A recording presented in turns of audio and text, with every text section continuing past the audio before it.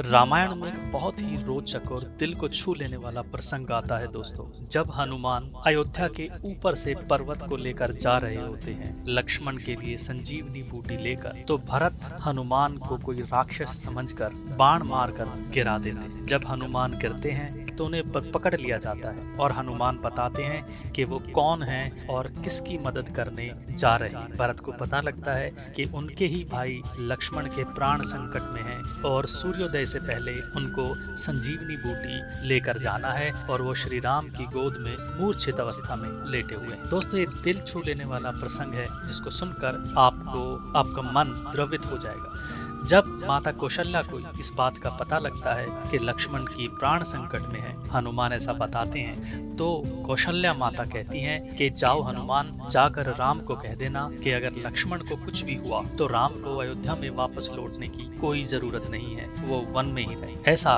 कौशल्या माता हनुमान को कहती है। और जब सुमित्रा तक ये बात पहुंचती है कि लक्ष्मण के प्राण संकट में है, तो वो क्या कहती हैं कि हनुमान कोई बात नहीं, आप जाओ, अभी मेरा एक और पुत्र शत्रुघ्न मेरे पास है।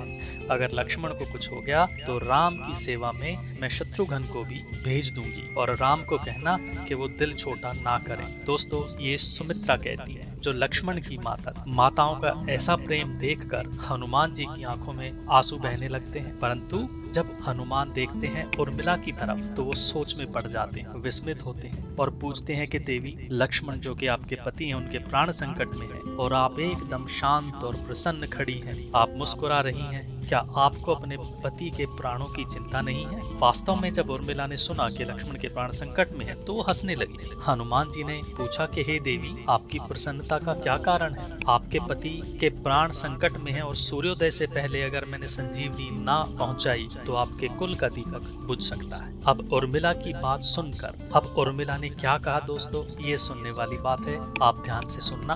भक्ति और विश्वास की पराकाष्ठा। हे हनुमान, मुझे भला किस बात की चिंता, मेरा दीपक अभी संकट में नहीं पड़ा है, मेरे पति भला कैसे संकट में हो सकते हैं। रही बात सूर्योदय की, तो अगर आप चाहें तो अयोध्या में कुछ दिन विश्राम ही कर देख लें, तब भी सूर्योदय नहीं होगा। जब आप लक्ष्मण के पास नहीं पहुंचेंगे, सूर्योदय भी नहीं होगा। आपने समय कहा है कि राम की गोद में लक्ष्मण सर रख कर लेटे हुए हैं। जो समय प्रभु राम की गोद में लेटा हो उसका तो काल भी कुछ नहीं बिगाड़ सकता। वो दोनों जरूर कोई लीला कर रहे होंगे, आप समझ नहीं पा रहे हैं। और रही बात ये कि लक्ष्मण को शक्ति लगी है, बाण लगा है, तो शक्ति लक्ष्मण को नहीं लगी, शक्ति तो श्री राम को लगी है, क्योंकि लक्ष्मण के रोम रोम में श्री राम बसे हैं। उनकी रक्त की एक एक बूंद में, उनके शरीर में, उनके श्वास में, उनकी जिह्वा पर सदैव राम का नाम रहता है। तो राम को ही शक्ति लगी है और राम ही दुविधा में है और दर्द भी राम को ही हो रहा है, लक्ष्मण को नहीं। और रही बात सूर्योदय होने की, तो आप निश्चिंत होकर जाइए, सूर्य में इतनी शक्ति ही नहीं है कि लक्ष्मण जी के